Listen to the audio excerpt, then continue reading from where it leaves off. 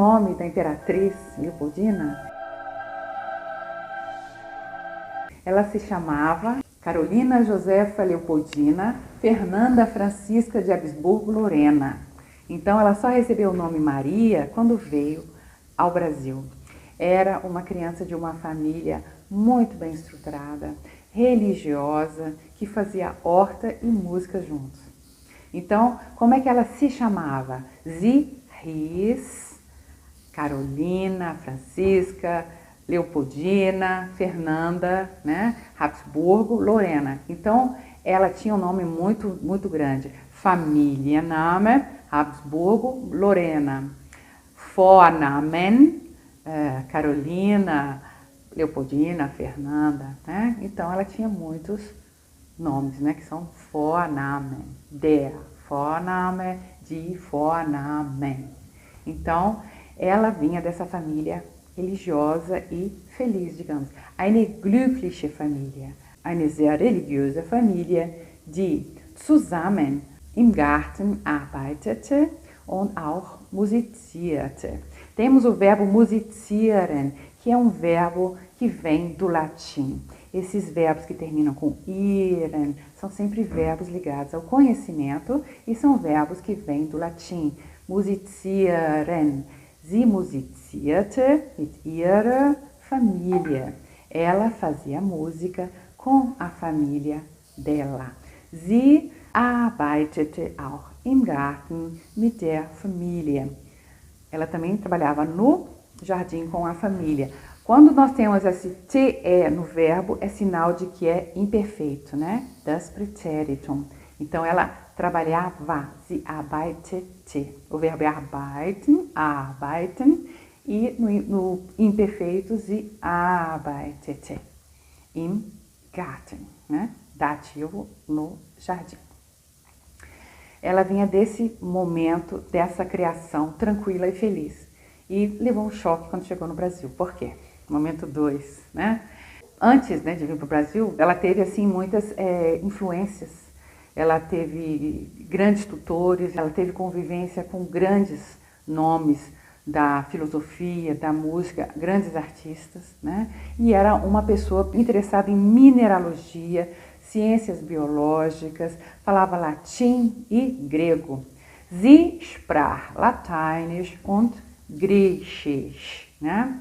Die lateinische Sprache, a língua latina, né? O latim. Sie sprach Lateinisch und Griechisch. Então, o verbo sprechen, no imperfeito, fica Sie sprach Lateinisch und Griechisch. Ela é uma pessoa de muita cultura, uma pessoa muito letrada, que gostava muito de ler, conhecia muito, né, o que acontecia na atualidade. Então, ela, quando tinha 13 anos, foi passar o verão num lugar chamado Karlsbaden, um lugar onde as pessoas fazem curas, né, como se diz na Alemanha, eine Kurmar, né, quer dizer, passar um verão, descansar. A mãe dela foi descansar nesse lugar e encontraram com quem, gente? Ela passou 3 meses no verão com ninguém menos do que Goethe, né, o grande poeta alemão. Então, ele fez para ela poesias, para aquela mocinha já tão inteligente e tão impressionante do ponto de vista intelectual, também uma pessoa espirituosa, né? Uma pessoa muito especial. E ela também foi colega de escola de quem?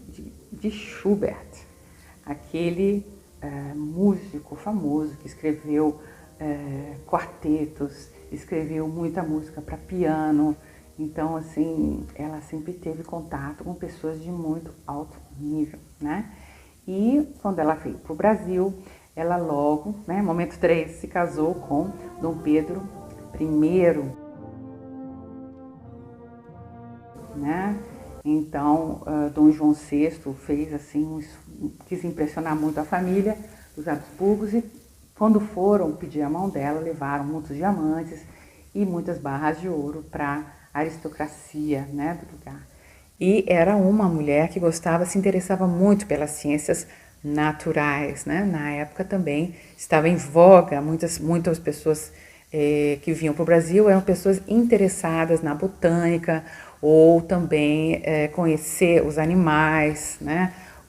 As aves, os animais da floresta. Então, o Brasil sempre foi conhecido por esses recursos naturais e a Imperatriz Leopoldina era uma entusiasta do Brasil. Ela via aqui no nosso país todos esses recursos e tinha toda essa esperança de que se tornasse uma grande nação, um grande país. E ela se tornou uma advogada da independência do Brasil. Antes mesmo de Dom Pedro ter certeza se ele ficaria no Brasil, porque ele ficava um pouco indeciso entre voltar para Portugal, devido às pressões políticas, e ficar no Brasil. Mas foi ela que o influenciou para ele ficar no Brasil no dia do fico, e também, durante uma viagem dele, foi ela que assinou o decreto da independência do Brasil, junto com assessorada por José Bonifácio. Então, como vocês veem, uma mulher muito cultivada, uma mulher que gostava muito de estudar. Ela chegou no Brasil, se casou imediatamente por decreto com o Dom Pedro I, já estava apaixonada pela foto dele, que era um homem assim muito garboso, um homem moreno, né? E teve um começo de casamento muito feliz, foram felizes, tiveram filhas, né? 3 filhas. E depois ela perdeu 2 filhos antes de ter o Dom Pedro II, mas foi assim, uma história assim de muito amor, ela era muito sincera, né? E ela teve toda essa história de entrega para o casamento dela, né? Ela deixou toda a família dela, com toda a história dela na terra dela, né? Na Áustria, e veio para o Brasil, se entregou, estudou, ela foi uma princesa regente, assim, exemplar, assinou até a independência do Brasil, mandou essa carta que ela assinou, essa independência, para o Ipiranga, onde estava o marido dela, e lá ele fez esse grito do Ipiranga. Quando nós estudamos história, nós estudamos sempre que Dom Pedro, né, naquelas margens do rio Ipiranga, e nós temos também o nosso hino do Brasil que fala sobre tudo isso, né?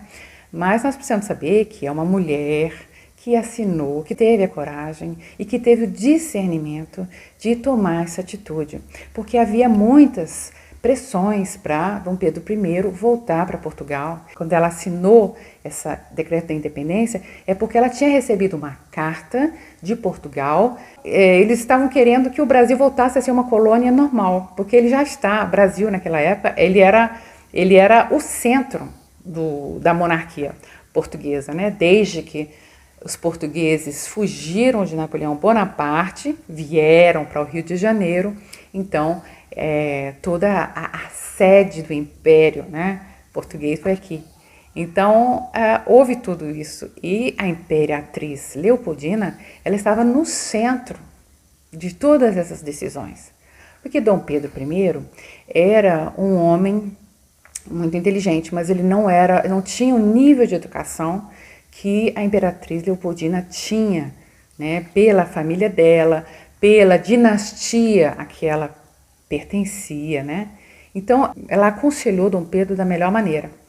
E ela teve uma influência sobre ele muito importante.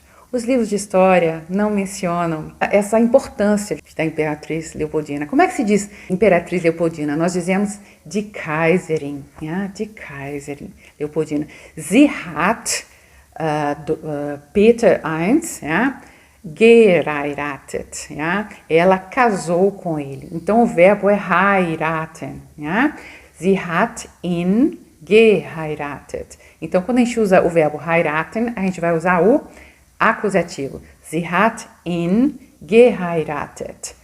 Hat sie geheiratet, né? Ele casou com ela casou com ele. Mas quando nós falamos eles eram casados, nós vamos usar outro verbo. Nós vamos dizer sie waren verheiratet. Eles eram casados, né? Eles eram casados, mas depois de um tempo o casamento não estava mais bem. Nós sabemos que Dom Pedro I não era um exemplo de fidelidade, e ele colocou a amante dele, Domitila, num castelo na frente do castelo dele. Então, a Imperatriz Leopoldina, ela assim, sofreu muito. E além do sofrimento assim moral, Ela também teve sofrimento físico, né? Ela sofreu violência física, inclusive não se fala sobre isso nos livros de história, né? E foi um momento difícil. Sie ist tot, sie war tot. Warum war sie tot? Ja? Sie war schwanger, ela estava grávida und sie wurde geschlagen. Ja? Hat sie geschlagen. Né? Então ele bateu nela fisicamente. Já tinha havido violência assim, moral, do ponto de vista de assédio moral, de fazer chacota dela, né, publicamente, porque era uma mulher que ria muito, e ele tinha outros amantes, e amantes mais jovens. Mas ela também chegou até ter que sofrer essa violência física. Also, como é que a gente fala violência? Gewalt, né? Physische Gewalt, violência física. Moralische Gewalt, violência moral. Então, nesse momento que nós estamos falando sobre independência, nós podemos fazer também uma reflexão sobre o que é a independência em termos de mentalidade numa cultura e na outra, né? Aqui no Brasil ainda é aceito, né? Nós vemos a vida de uma imperatriz, como foi Leopoldina, um exemplo de mulher, né? E como ela sofreu, né? E hoje em dia o que se fala nos nossos livros de história em relação ao marido dela e a ela. Então, aqui fica a nossa reflexão sobre o que é importante ser feito para que a mulher tenha a independência, né? Na Alemanha, a mulher tem mais direitos, né? In Deutschland haben Frauen mehr Rechte, né? Por que as mulheres têm mais direitos na Alemanha? Warum haben die Frauen mehr Rechte in Deutschland? Né? Porque elas, depois da guerra, reconstruíram o país. Weil sie, nach dem Krieg, das Land wiedergebaut haben. Né? Então, elas reconstruíram o país, wiederbauen. Sie haben das Land wiedergebaut. Então, como os homens estavam mortos, foram elas que refizeram o país, foram elas que criaram os filhos e foram elas que, de uma certa maneira, reformularam também as leis, né? E também não deixaram mais que coisas que aconteciam antes voltassem a acontecer, né? Porque também os homens estavam mortos naquela época, né? Foi também um momento assim bem difícil, mas que elas atravessaram. E nós no Brasil não tivemos uma guerra desse jeito e as coisas ainda estão assim caminhando devagar. Tem novas leis, que agora é crime, por exemplo, que um homem, quando um homem quer isolar a mulher das amizades, das redes de apoio, isso é uma coisa nova no Brasil, né? Agora é crime, por exemplo, quando tem assédio moral, quando uma mulher... quando alguém diz um marido diz uma mentira para não poder tomar uma decisão correta. Mas isso aí são coisas recentes aqui no Brasil, né? Há poucos meses começou a ter esse tipo de discussão, né? Então aqui fica a nossa reflexão sobre a distinção entre a cultura brasileira, a mentalidade do brasileiro e a mentalidade do alemão em termos de respeito à pessoa humana, respeito à mulher, né? Respeito a essa mulher que vai criar o seu filho, que vai criar as crianças que são o futuro da nação.